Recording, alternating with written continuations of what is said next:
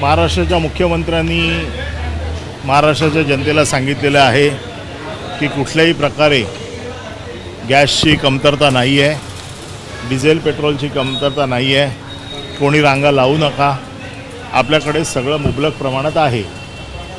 पण ह्या सरकारचेच मंत्री मंगल प्रभात लोढाजी यांनी पत्र दिलं आहे की जैन देरासरना गॅस सिलेंडर आपण ताबडतोबीने द्यावे.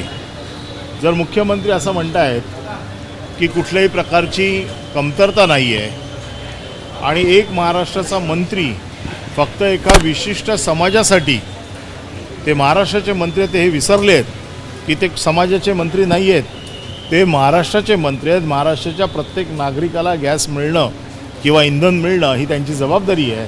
परंतु एका विशिष्ट समाजासाठी ते पत्र लिहित आहेत, याचा अर्थ अफवा ते पसरवत आहेत. त्यामुळे मुख्यमंत्र्यांनी ताबडतोब त्यांच्यावरती कारवाई केली पाहिजे. आणि नुसतं एका समाजाचं प्रतिनिधित्व मंत्री करत असतील तर जी शपथ मंत्र्यांनी घेतलेली आहे की मी कुठलाही भेदभाव करणार नाही, मी कुठलंही असं काम करणार नाही की जे फक्त विशिष्ट लोकांनाच लागू होईल, त्यामुळे शपथेचा देखील भंग केलेला आहे. आणि त्यामुळे मुख्यमंत्र्यांनी त्यांचा खरा म्हणजे राजीनामा घेतला पाहिजे.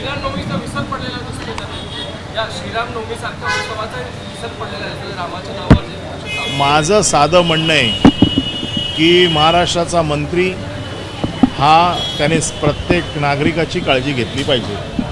मुख्यमंत्र्यांनी एका बाजूला आवाहन केलेलं आहे आणि मुख्यमंत्र्यांच्या आव्हानालाच त्यांचे मंत्री जे काही तडा देत आहेत, मुख्यमंत्र्यांनी याची काळजी घेतली पाहिजे. सर, 2 दिवसापूर्वी एक पार्टी मुंबईत झाली, मोहित कंबोज यांनी ती पार्टी आयोजित केलेली. त्या ठिकाणी आदित्य ठाकरे उपस्थित असल्यामुळे राजकीय वर्तुळात वेगवेगळ्या चर्चा याचं उत्तर त्यांना विचारा ना, मी कसं देऊ शकतो? कसं याकडे बघता? मी कसंच बघत नाही त्याला. कोणी कोणाला भेटायचं, कोणी कोणाला नाही भेटायचं, हा प्रत्येकाचा वैयक्तिक प्रश्न आहे. त्यामुळे हा काय राजकीय प्रश्न नाही आहे. त्यामुळे राजकीय प्रश्नावरती मी उत्तर देऊ शकतो, वैयक्तिक प्रश्नावरती मी उत्तर देऊ शकत नाही.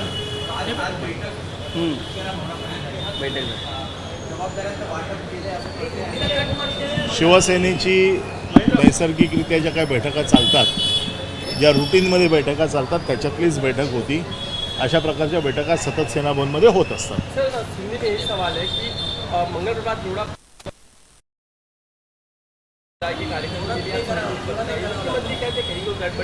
मुख्यमंत्री ने महाराष्ट्र को आह्वान किया है कि कहीं पर गैस की, पेट्रोल की, डीजल की कमी नहीं है.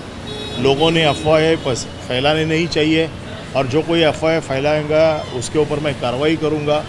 लेकिन उनके ही एक मंत्री मंगल प्रभात लोढ़ा उनको खत लिखते हैं और सिर्फ जैन देरासर के लिए गैस मांग रहे हैं. तो मंत्री साहब को ये भूल गए कि वो जैन समाज के मंत्री नहीं है, वो पूरे महाराष्ट्र के तमाम लोगों के मंत्री हैं. और उन्होंने जो शपथ ली है कि मैं कोई विशिष्ट समूह के लिए काम नहीं करूँगा, मैं जो कुछ भी काम करूँगा पूरे मेरे राज्य के लिए करूँगा. तो मुख्यमंत्री एक बार यहाँ से कह रहे हैं कोई अफवाहें नहीं फैलनी चाहिए. इनकी जो कृति है, इन्होंने जो लेटर लिखा है, यही डर कि नहीं तो सबको अगर मिल रहा है तो अलग से लेटर देने का मतलब क्या है, और लोग लाइन में क्यों खड़े हैं? अगर सब ठीक है तो लोग लाइन में खड़े क्यों हैं?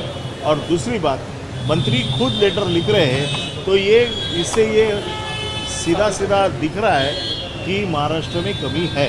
सर, नितेश राणे राजीनामा इस्तीफा मांगने के मैंने उनकी अफवाह फैलाने की वजह से और अपनी शपथ को भंग करने की वजह से मुख्यमंत्री ने उनका राजीनामा लेना चाहिए. महाराष्ट्र सरकार के दूसरे मंत्री हैं छगन भुजबल, उन्होंने प्रेस कॉन्फ्रेंस की अब से कुछ देर पहले और ये कह रहे हैं कि राशन की कोई कमी नहीं है. मैं जनता से कहूँगा कि 3-3 महीने का राशन एक साथ लेकर जाए. सवाल राशन का है ही नहीं. जो कमियां है वो राशन की नहीं है. कमियां जो है वो गैस की है, पेट्रोल की है, डीजल की है. लोगों को लाइन में खड़े हैं लोग, और उसके ऊपर ये सवाल है. राशन तो ले जा सकते हैं, राशन तो मुबलक है, तो उसमें कोई नई बात नहीं है.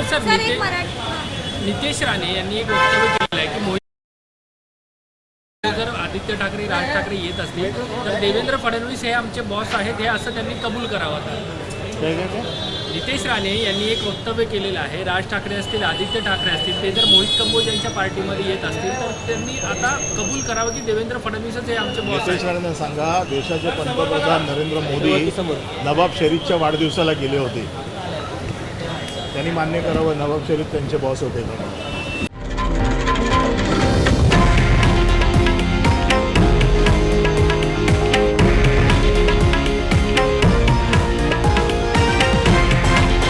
हे आहे देशातील नंबर 1 न्यूज नेटवर्क आणि आपण पाहत आहात TV9 मराठी, एकमेव.